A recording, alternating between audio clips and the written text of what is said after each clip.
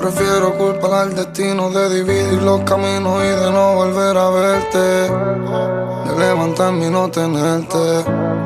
La culpa es de mi mala suerte.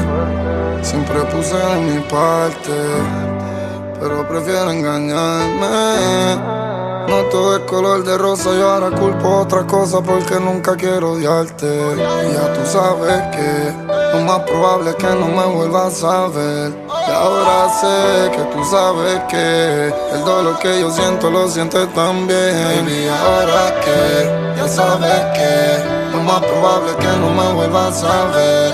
Y ahora sé que tú sabes que el dolor que yo siento lo sientes también. ¿Quién fue el que dijo que los hombres nunca pueden llorar? Y cómo no hacerlo si mi miedo es verte marchar. Voy buscando un culpable y el tiempo se me va. Y lo que algún día fue, ya más nunca lo será. ¿Quién fue el que dijo que los hombres nunca pueden llorar? Y cómo no hacerlo si mi miedo es verte marchar. Voy buscando un culpable y el tiempo se me va. Y lo que algún día fue, ya más nunca lo será.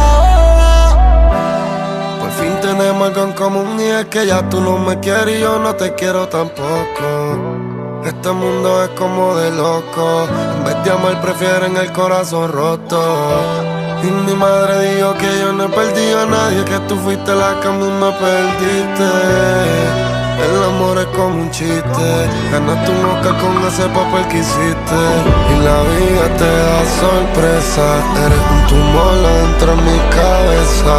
Reconstruirnos ya no me interesa porque faltan piezas del rompecabezas. Y la vida te da sorpresa, eres un tumor dentro de mi cabeza. Reconstruirnos ya no me interesa porque faltan piezas del rompecabezas. Y ya tú sabes que lo más probable es que no me vuelvas a ver. Y ahora sé que tú sabes que el dolor que yo siento lo sientes también. Y ahora que ya sabes que lo más probable es que no me vuelvas a ver.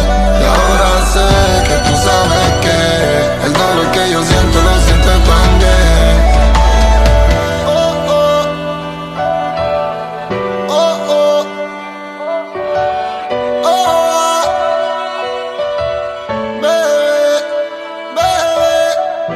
Anuel, no sé a qué le tengo más miedo, a si volverte a ver o no volverte a ver más nunca.